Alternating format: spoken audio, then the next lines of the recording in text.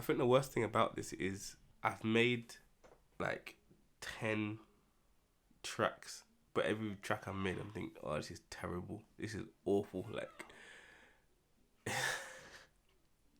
right. So it's a bit of a different video. I mean, I should be filming on the couch, but this is where I've set up. So this is what I'm gonna film. I wanna take some time to talk about gigs and whether you say yes or no to a gig. This is gonna be very unfiltered and very honest. And there might be a lot of cuts because I'm not the most, how do I say, proficient in getting my thoughts out without mumbling or without stumbling on my words. So there might be cuts, but I'm not gonna cut anything out, if that makes sense.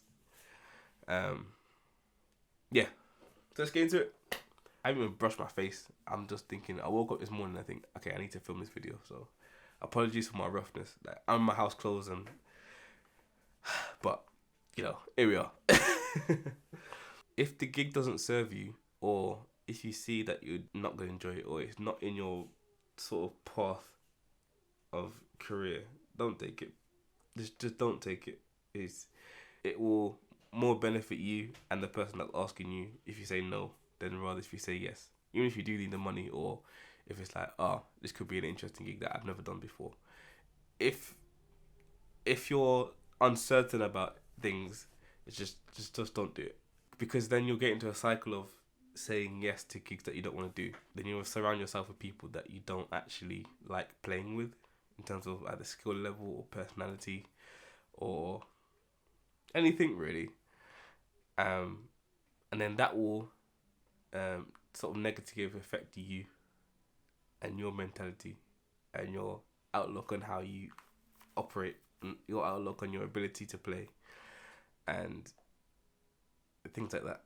I'm saying all this because I'm speaking from experience. Like, I've been in a rut or cycle lately of just saying yes to gigs because it's money, or just be like, no work's coming in, so this is coming, so I'm gonna say yes to it.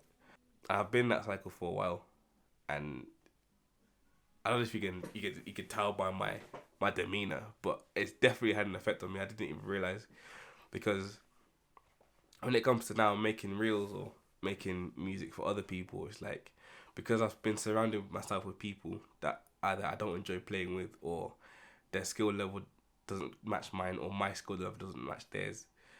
It's like, okay, now I'm going into anything I make with the outlook of, okay, I'm not that great, when in reality that's not the case.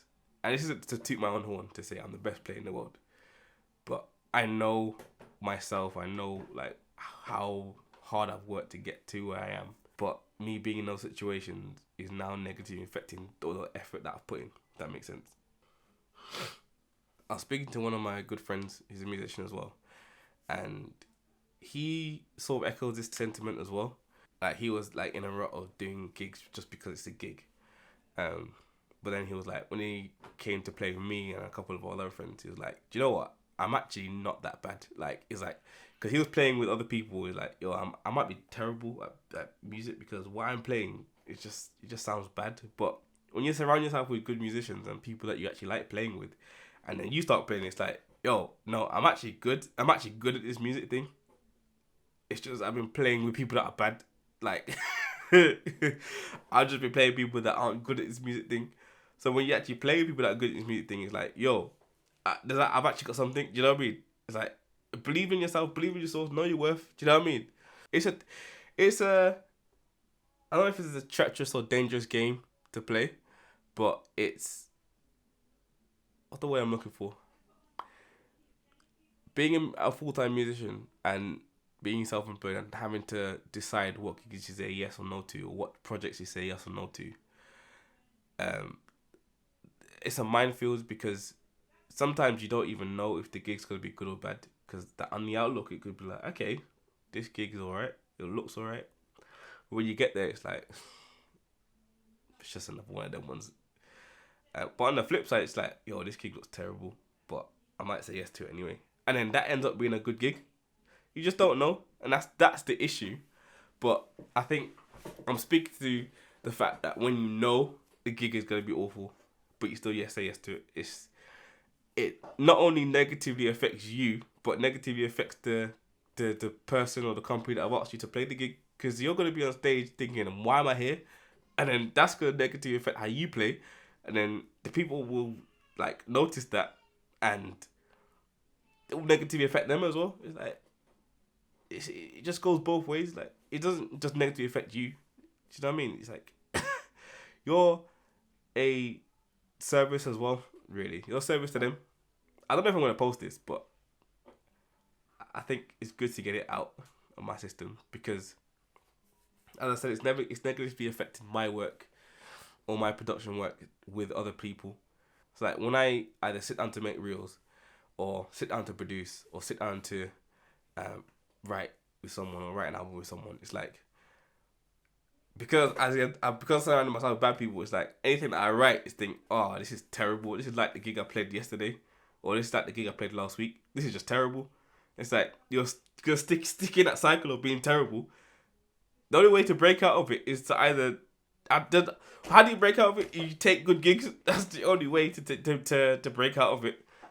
Like sit down and be broke for a while until a good gig comes, and then you'll break out of it because all the people that are on these good gigs, they're surrounding themselves with good musicians, so they will be good. So then when you join them, you'll activate your good self again. If that makes sense.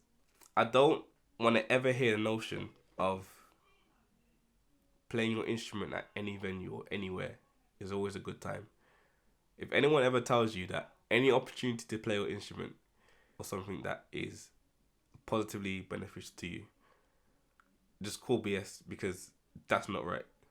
That's not right because you're saying, oh, if I go on a gig that I don't enjoy, but at least I'm enjoying. No, it's wrong. It's wrong. If you go on a gig and you're not fulfilled, it's not gonna fulfill you. Like it's just simple maths, isn't it? Like just because you play your instrument doesn't mean it fulfills you. Because if you go on these gigs, like for instance, even if you take a gig that's £50, but you know you're doing £500 of work, it's not fulfilling. Do you know what I mean? So whoever like people online say, oh yeah, any instrument, anytime you get to play an instrument, like where it's a, I don't know, a little pub gig or something, like yeah, I'm just grateful. I'm like, aim higher. Do you know what I mean? Like, it's just these things aren't fulfilling. For me, anyway. If you get fulfilled playing a pub gig, then good for you, innit? Good for you. But me, I can't do that. I love this music thing too much to limit myself to a pub. That makes sense. So, yeah, that's my rant about taking gigs that don't serve you. Because if you can't serve the gig can't serve you. And vice versa. If the gig can't serve you, you can't serve the gig. Yeah. I think rant over. I'm going to try and make some reels now. We'll see how that works. Because I even tried to make 2 reels before this and I had to delete them because I said this is whack. This is terrible.